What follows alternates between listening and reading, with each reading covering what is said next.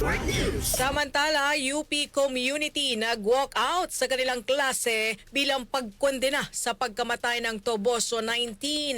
Ang kasama natin sa balitang yan, si Rajuman Mike Guyagoy. RMN Live Reports.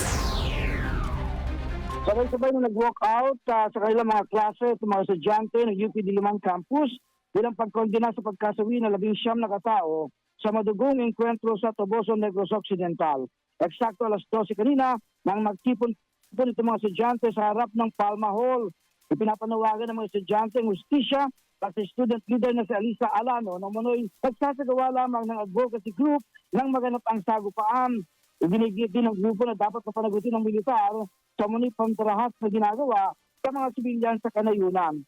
Una na rin iginiit ng militar na miyembro ng NPA itong si Alano. Ayon sa mga taga-UP, pagkatapos ng aktibidad ay magsasagawa naman sila ng hiwalay na aktibidad para sa gagawing luksang parangal para kay Alano. Kasama sa DCXL RMN Manila, Radyo Man, Mike Top, RMN. RMN Network News.